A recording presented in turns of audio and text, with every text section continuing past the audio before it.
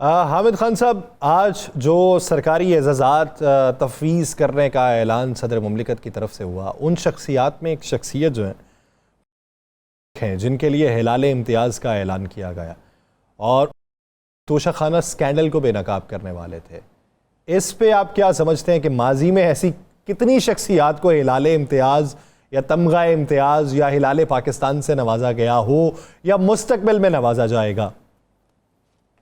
دیکھیے، یہ بالکل جو ہم انگریزی میں کہتے ہیں بائسڈ، یہ جو کچھ بھی یہ حکومت کر رہی ہے وہ ہر چیز جو ہے اپنی پسند ناپسند کی بنیاد پر کر رہی ہے، جس کو ہم کہتے ہیں فیورٹزم اور نیپوٹزم کا شکار ہے۔ وہ اپنے رشتے داروں کو، اپنے فیورٹس کو نوازنے کی کوشش کر رہے ہیں اور بالکل غیر منصفانہ طریقے سے یہ سب کچھ ہو رہا ہے، کیونکہ حکومت پتہ ہے کہ وہ خود جانتے ہیں قرآن موجودہ کہ وہ ناجائز حکمران ہے۔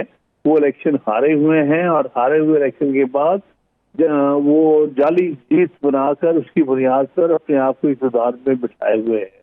عوام جانتی ہے کہ یہ جعلی حکمران ہے، تو ان حالات میں ہم ایسے جعلی حکمرانوں سے کیا جو ہے توقع کر سکتے ہیں؟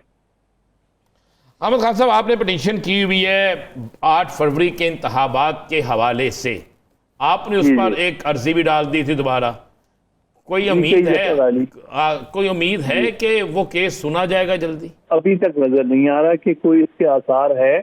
ان کو ان کی ریویو پٹیشن سننے کی تو بہت جلدی تھی، بڑی بڑی باتیں کر رہے تھے، لیکن جو بلے والے کیس کے خلاف ہم نے ریویو پٹیشن ڈالی ہوئی جو کہ فروری کے شروع کی ڈالی ہوئی ہے، اور یہ جو جس کا آپ نے ذکر کیا ہے جو کہ 8 فروری میں جو دھاندلی ہوئی ہے، اس میں جوڈیشل کمیشن مقرر کر کے جوڈیشل انکوائری کرانے کی جو ہماری پٹیشن ہے وہ بھی مارچ کے شروع کی فائل ہوئی ہے، لیکن وہ تو ان کو نظر ہی نہیں آتی۔ ان کو صرف پی ایم ایل ایم کی طرف سے جو کچھ بھی پٹیشن آئے گی یا وہ نظر آئے گی، اور کوئی کسی کی پٹیشن نظر آ ہی نہیں سکتی۔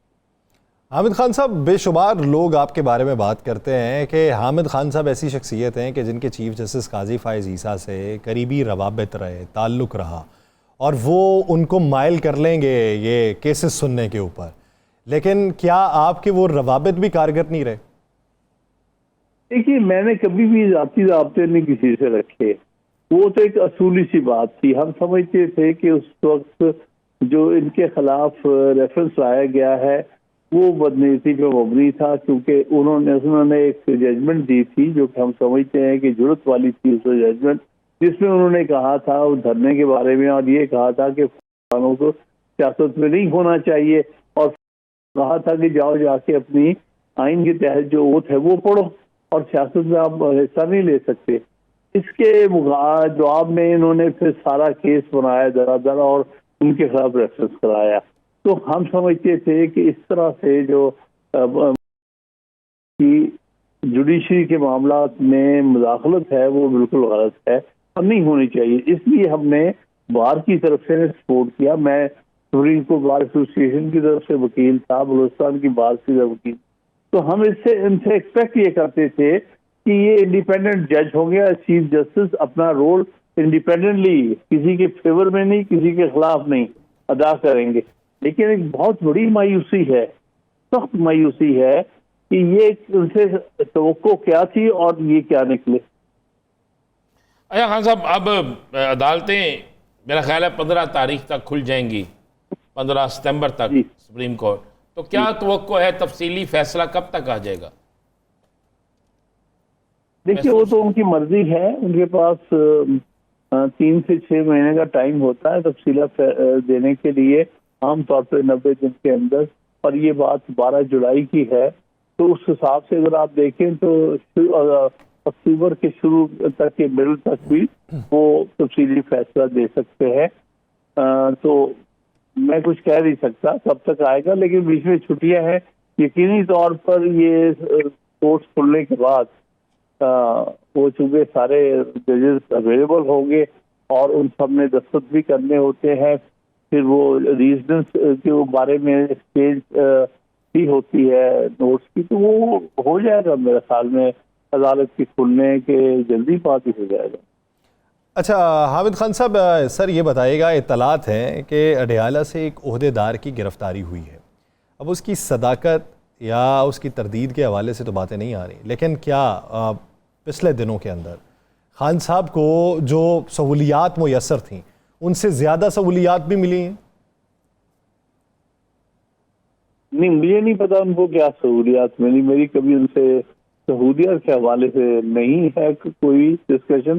انہوں نے البتہ مجھے یہ بتایا تھا ایک دفعہ، جب غالباً پہلی یا دوسری دفعہ میں انہیں اڈیالہ جا ملنے کے گیا، اور اس سے پہلے میں سے ادھر بھی اٹک جیل میں ملا ہوں، تو انہوں نے کہا تھا کہ اٹک جیل میں پھر ان کو چلنے پھرنے کی کھلی جگہ تھی، یہاں پر بالکل نہیں ہے، اور یہ بڑی تنگ سی جیل ہے اور جگہ ان کو تھوڑی دی گئی.